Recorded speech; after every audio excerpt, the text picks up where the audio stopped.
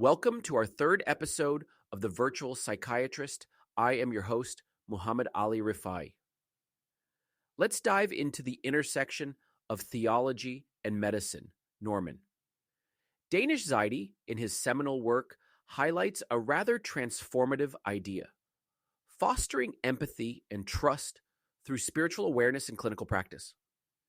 It's fascinating how spirituality, that deep, often intimate connection many patients have, can become a bridge for improving the physician-patient bond.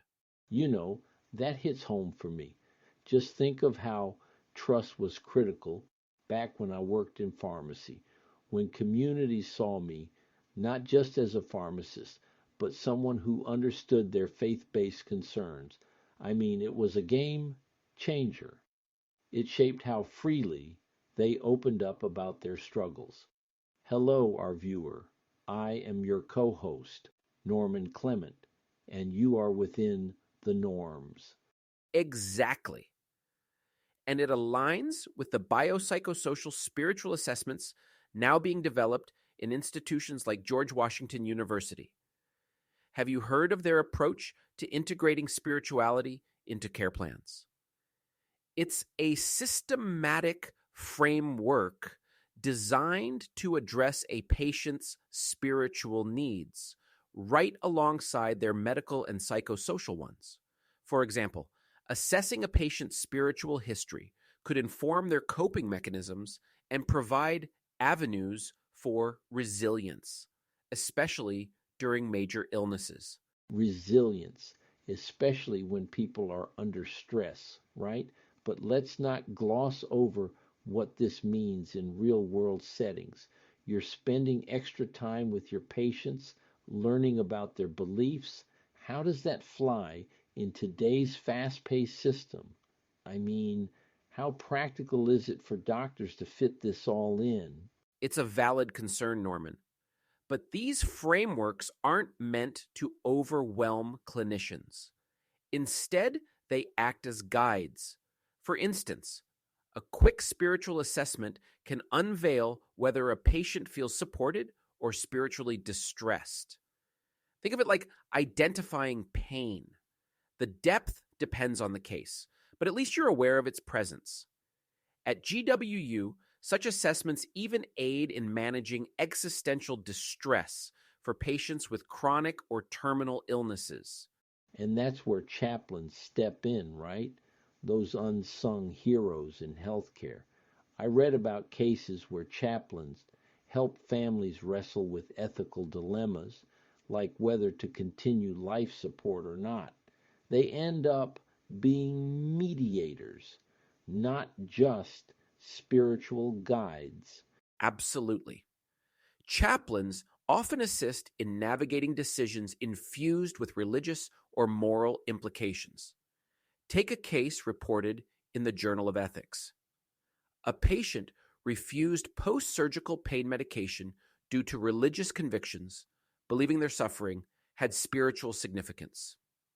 The attending physician consulted a chaplain who collaborated with the family and the medical team, ensuring everyone's perspectives, medical, ethical, and spiritual, were honored. Without that input, the decision-making could have been fractured, creating more harm. Yeah. And even preventing moral distress for the doctors themselves, right? I mean, for physicians, especially in those high stakes moments, balancing cultural sensitivity with clinical best practices can get heavy. Knowing there's a chaplain in the room who gets it, that's got to be a relief. Precisely. It's about teamwork. Physicians aren't just treating organs, they're treating whole human beings. And if spirituality is a core component for many patients, it shouldn't be ignored. Integrating chaplains into these processes not only supports the patient, but also ensures decisions resonate across all domains. You know what? This really flips the script on that old fashioned, strictly clinical approach to medicine. It's humbling, actually, realizing how interconnected we all are. And honestly, when patients feel that you've not just treated their body, but touched their soul, that's not just medicine, that's healing. You know, Muhammad Ali, this reminds me of just how central spirituality is for so many people. 9 out of 10 Americans have prayed for healing at some point. Atheist CNN highlighted that in a report. It's fascinating, isn't it? Prayer becomes more than just a spiritual act. It's almost like a form of medicine itself in the way it supports resilience and hope. Indeed, Norman. That statistic underscores the depth of prayer as a universal human response to illness and crisis. It's remarkable. Now, consider studies like Gail Ironson's research with HIV patients. She found something quite profound. Patients praying for known others were twice as likely to survive over 17 years compared to those who didn't. That's extraordinary, especially in a condition like HIV, where survival markers are well defined. Hang on, twice as likely? That can't just be coincidence. What's at play there? Is it all in the mind, or are we talking something more tangible? It's multifaceted. One key mechanism suggested is the reinforcement of social bonds and psychological resilience. When you're praying for someone you know, like a friend or loved one, it may foster a sense of connection and purpose. This emotional alignment can potentially impact your mental well-being and, by extension, physical health. Ironson's study controlled for things like initial CD4 counts, viral load, and medication adherence, strengthening the argument that this isn't just a placebo response. You're not just praying to a higher power. You're engaging in a process that strengthens your ties within the world around you. That's deep.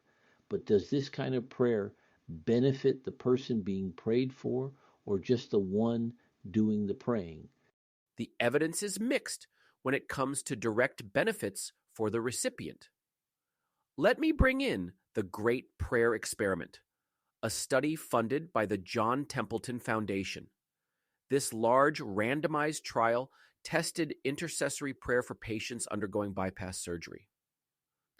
While the patients who knew they were being prayed for showed slightly higher rates of complications, possibly due to heightened expectations, the broader takeaway suggests the primary health benefits may reside in the act of praying itself. For the person praying, it can stabilize metrics like heart rate or even alleviate stress. But isn't that the kicker? Knowing you're being prayed for turning into something stressful instead of comforting. What does that say about the psychological side of this whole thing? It tells us that context matters, Norman. Receiving prayer isn't inherently a neutral act. It might trigger anxiety about recovery or guilt over not meeting expectations. On the other hand, for the person praying, the act seems to foster a meditative, outward focus. That aligns with what earlier social and psychological studies found. Praying for others can shift our mindset away from self-centric concerns toward altruism.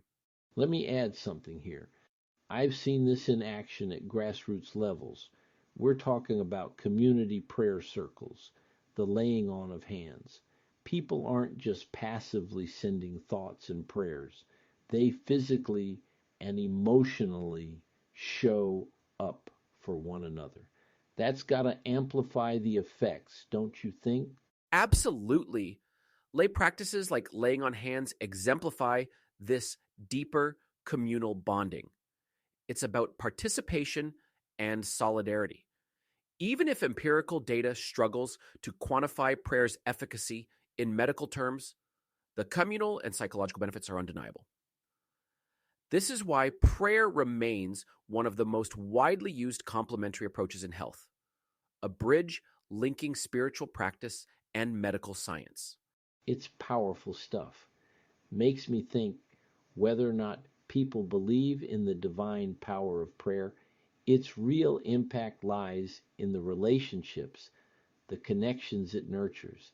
That, Muhammad, is healing on another level. And clearly, there's more to unpack as we follow this journey of spirituality and health care. Norman, building on what we've discussed about prayer fostering connection and resilience, let's explore how the crossroads of spirituality and clinical care come into play in mental health and addiction. Christina Puchalski, a pioneer in this field, argues that addressing spiritual distress isn't an optional adjunct. It's a core aspect of holistic patient care. Patients need hope and meaning, particularly when facing addiction or chronic mental health challenges, and spirituality is often where they turn to find it. Right, Muhammad Ali. And isn't it true that addiction recovery for many feels like a spiritual journey? You see it in programs like Alcoholics Anonymous, with that focus on a higher power. For a lot of folks, their faith becomes the bedrock for rebuilding their lives. Exactly. The 12-step model is an excellent example. But beyond programs, I've seen firsthand how fostering spirituality can create profound breakthroughs. Take one of my patients struggling with opioid addiction, though initially resistant. Connecting their treatment to their spiritual values sparked a transformation. They began to see recovery not just as breaking free from a substance, but as realigning with their core purpose in life. That's powerful, man. But, you know, adding spirituality to care isn't without its skeptics. Some folks argue it's tricky to validate.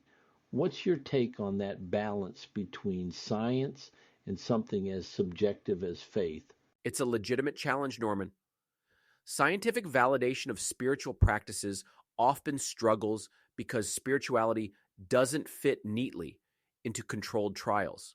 However, research exists. For instance, studies like Frank Fincham's on intercessory prayer emphasize relational and emotional benefits, even in something as seemingly intangible as prayer. Prayer in couples, for example, has been shown to enhance emotional resilience and deepen commitment. Yeah, like those prayers don't just go up, they circle back down into the relationship, creating a ripple effect. So, when you bring that into psychiatry or addiction medicine, how do you approach patients who may not have a traditional sense of faith? That's where tailored care comes into play. Spirituality doesn't always mean religion. It can be about finding a sense of connection, hope, or transcendence. I recall a patient who found solace not in prayer, but in music, which became their spiritual grounding. The approach must resonate personally with each individual. And I bet that process isn't just healing for the patients, it's got to be healing for the doctors too. I mean, this kind of connection seems like a remedy for physician burnout. What do you think? Absolutely. As clinicians, engaging with our patients on a spiritual level reminds us why we entered this field. It's about healing the whole person. For me, it has been a grounding force. Incorporating spirituality into my practice has enriched my resilience, especially during challenging times. It's mutual care, huh? Healing isn't a one way street, it's a shared experience. That's not just profound, it's practical. And honestly, Muhammad, it makes me think about how much we have to learn from our patients too. You know, Muhammad Ali, it's striking how, even in our darkest moments, we often find ourselves turning to prayer. 9 out of 10 Americans do it. It's not some abstract notion, it's reality. During my toughest battles with the Justice Department, I leaned on prayer like it was the only thing holding me together. Faith became my anchor when everything else felt like it was falling apart. And it reminds me of how healing really is a shared, deeply human experience. Absolutely, Norman. And your story resonates deeply.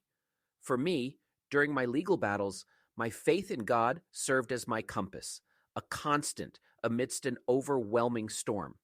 There were moments when logic and reason failed me, but this enduring belief in a higher presence brought clarity even when answers seemed elusive. Man, it's that trust, right? That unwavering sense that there's something or someone pulling you through. And here's something I've learned: whether you call it God, the divine, or just the spirit, there's nothing quite like that connection to remind you you're not alone. Completely. It aligns with what we've discussed earlier, the emotional and psychological benefits linked with prayer. Challenges arise when science tries to dissect this. Spirituality, by its nature, defies strict empirical validation. Yet we see time and again how believers, those who intrinsically lean on a divine connection, stand tenacious through life's adversities. It's a fascinating and humbling paradox. And it's beyond just comfort, it becomes this growing sense of purpose. I've seen people use faith as a springboard, not just trucking through challenges, but actually growing from them. That's what prayer did for me. It wasn't just asking for help, man. It was finding strength I didn't know I had. Strength, that's the perfect word, Norman. Personally, some of the most profound moments of growth in my life stemmed from turning to my faith when I felt less than capable. It wasn't about seeing immediate results, but about reshaping my resilience and focus amidst adversity. And there's power in seeing prayer not just as a request, but as like a conversation. You're laying your fears, your doubts, all your baggage on the table. It's honesty at its rawest. But what blows my mind is how many people find this almost universal benefit, even across cultures, you know? It's universal because it speaks to the human desire for hope and connection, Norman. Even in a clinical setting, I've seen how acknowledging a patient's spirituality transforms their journey. What might seem like simple moments of prayer are often profound rituals of alignment, centering on trust, healing, and an unshaken belief in something greater. Muhammad Ali. That reminds me of this one saying my grandmother would belt out: faith isn't about moving mountains, it's about seeing the peaks from the valleys. And my brother, you and I have seen plenty of valleys. But here we are, proof that with faith we can not only stand, but thrive. Beautifully put, Norm. And as we conclude today's discussion, it's clear whether it's through stepping into prayer, leaning on spirituality, or simply walking the path of connection, we find our strength. Faith, in whatever form it takes, has this mysterious ability to lift us when we're weighed down. And that perhaps is the truest form of healing. Couldn't have said it better myself, Muhammad Ali. So here's to the divine, the almighty, God, Allah, Yahweh, or whoever or whatever gets you through. At the end of the day, it's about finding peace and connecting to something greater. Folks, don't lose that. And remember, healing your spirit is just as crucial as healing your body. Folks, pray and always remember that you are within the norms. And on that note, Norm, we've touched on something sacred today. Till next time, may we all explore these connections in our own way and continue the path to holistic healing. God bless you all, and until the next episode with the virtual psychiatrist, take care.